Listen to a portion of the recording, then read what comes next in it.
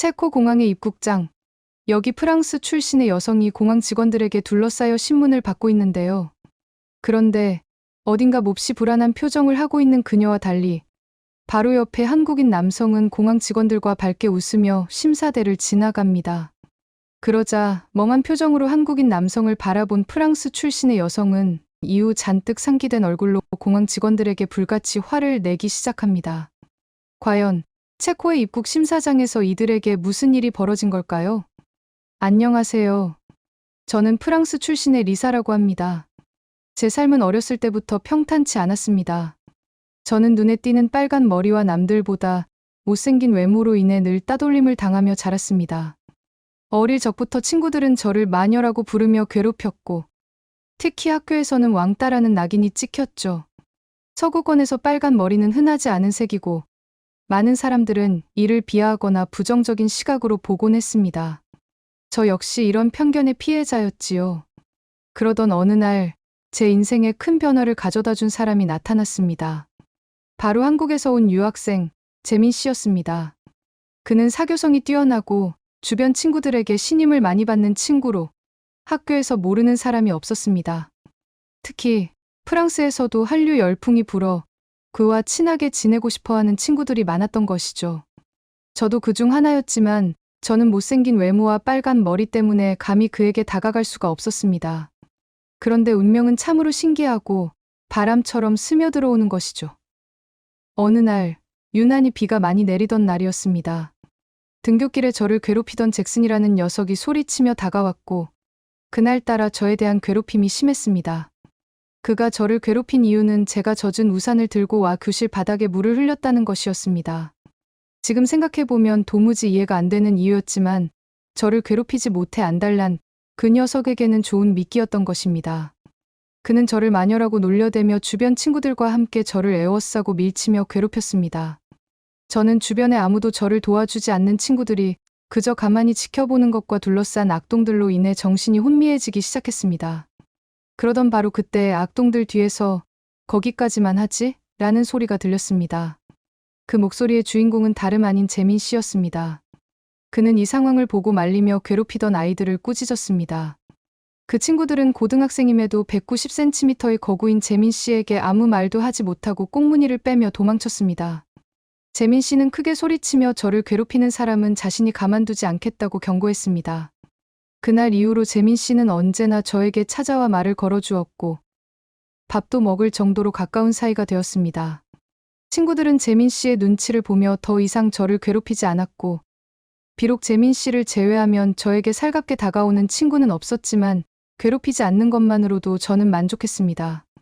그날 이후 재민 씨는 둘도 없는 단짝이 되었고 졸업하고 놀랍게도 같은 대학교에 들어가게 되었습니다. 이런 게 바로 천생연분이지 않을까요? 저는 그의 존재가 정말 고마웠습니다. 대학 입학 전 성인이 된 저희 둘은 재민 씨의 제안으로 인근 국가로 여행을 가기로 했습니다. 때마침 K-팝 가수들의 페스티벌이 다음 달 체코에서 열린다는 사실을 알게 되었고 우리는 체코로 여행을 가기로 마음먹어요. 난생 처음 가는 해외여행이었으니 심지어 저와 재민 씨가 하루도 빠짐없이 듣던 가수들의 실물을 바로 앞에서 볼 수 있다는 사실이 흥분되어 잔뜩 긴장과 기대를 머금은 채로 여권과 짐가방을 챙겨 체코행 비행기에 올랐습니다. 하지만 모든 게 기쁠 것 같던 저희 첫 여행은 시작부터 문제가 생겼어요. 체코 공항에서 입국 수속을 하려는 저를 본 검사관은 이것저것 캐물으며 2시간이나 되는 시간 동안 신문을 했습니다. 저는 정신이 나갈 대로 나간 상태였고 신문하듯 대하는 직원들을 보니 위축되고 무서웠습니다. 그 순간은 과거 반 아이들에게 둘러싸여 괴롭힘을 당하던 것이 트라우마가 되어 저를 어둠 속으로 몰아넣는 감정을 느껴버리기까지 했으니까요. 무서움과 두려움, 그리고 불안의 감정을 가진 저는 그 순간 재민 씨는 얼마나 괴로울까 걱정되더군요. 하지만 이런 걱정도 잠시 제 눈앞에서 펼쳐진 광경은 저의 입을 다물지 못하게 만들었습니다. 그건 바로 저와 함께 수속한 재민 씨는 직원의 웃음 띤 얼굴로 환하게 맞이받으며 몇 마디 대화를 나누곤 입국 수속이 금방 끝나버렸다는 사실인데요. 도대체 무슨 일인지 유럽에서도 최고의 위상을 자랑하는 프랑스 국가의 시민인 저보다 한국 출신의 재민 씨를 더 반겨주는 모습을 보고 어안이 벙벙한 저는 한국이라는 나라의 위상이 얼마나 놀라운지 뼈저리게 느꼈습니다. 역시 한국이라 그런가 부끄러움과 부러움에 입 밖으로 꺼내지 못하고 속으로 생각했죠. 그런데 그뿐만이 아니었습니다. 어디를 가나 빨간 머리를 한 저는 체코 음식점에 방문해 직원과 대화를 할 때 딱딱하고 귀찮다는 태도를 보였지만 재민 씨에게는 오랫동안 알고 지낸 사람인 양 서글서글하고 상냥하게 대해주었습니다. 물론 재민 씨는 잘생긴 용모와 큰 덩치로 인해 사람들이 한국 사람인 걸 바로 알아봤다는 것도 한몫했던 것 같습니다. 한국은 정말 전 세계적으로 싫어하는 사람이 없다는 걸 여기서 느꼈습니다. 체코에서의 여행은 즐거웠지만 또 다른 문제가 발생했습니다. 어느 날 우리는 프라하의 아름다운 구시가지를 관광한 후 숙소로 돌아가던 중 길을 잃고 말았습니다. 저녁이 되어가며 하늘은 점점 어두워졌고 우리는 낯선 도시의 좁은 골목길에서 방향을 잃어버리고 만 것이죠. 관광객들로 북적이던 낮과 달리 어둠이 깔리니 주변은 한적하고 쓸쓸하게 느껴졌고 그새 저에겐 또다시 불안감이 밀려왔습니다. 우리는 한참을 헤매며 이리저리 길을 찾아보았지만 익숙하지 않은 지형과 언어의 장벽 때문에 점점 더 혼란스러워졌습니다. 저는 두려움과 피로에 지쳐가고 있었고 걱정스러운 마음에 재민 씨를 바라보았습니다. 그는 침착한 표정으로 주변을 살피며 어떤 길이 맞는지 고민하고 있었습니다. 그런 재민 씨를 보니 조금은 안심이 되었습니다. 재민 씨는 주변 사람들에게 도움을 청하기로 결심한 듯했습니다. 우리는 길가에 있는 몇몇 현지인들에게 다가가 도움을 요청했습니다. 재민 씨는 능숙한 영어로 상황을 설명하며 숙소로 가는 길을 물어보았습니다. 몇몇 사람들은 친절하게도 길을 알려주었지만 언어의 장벽과 복잡한 골목길 설명으로 인해 여전히 이해하기 어려웠습니다. 저희 불안감은 더욱 커졌고 피로와 스트레스로 인해 몸과 마음이 지쳐갔습니다. 그러던 중 우리는 한 노부부를 만났습니다. 그들은 친절하게도 우리를 도와주겠다고 했습니다. 재민 씨는 그들과 대화를 나누며 정확한 위치를 파악하려고 노력했습니다. 그 노부부는 지도를 펴서 자세히 설명해 주셨고 재민 씨는 노부부의 설명을 주의 깊게 들으며 지도를 확인했습니다. 저는 그런 재민 씨를 보며 조금씩 마음이 놓였습니다. 그의 침착함과 적극적인 태도는 저에게 큰 위안이 되었습니다. 그러나 길은 여전히 복잡하고 설명대로 찾아가기가 쉽지 않았습니다. 우리는 다시 한번 길을 잃고 말았습니다. 그 순간 재민 씨는 잠시 멈추어 주변을 다시 한번 살펴보았습니다.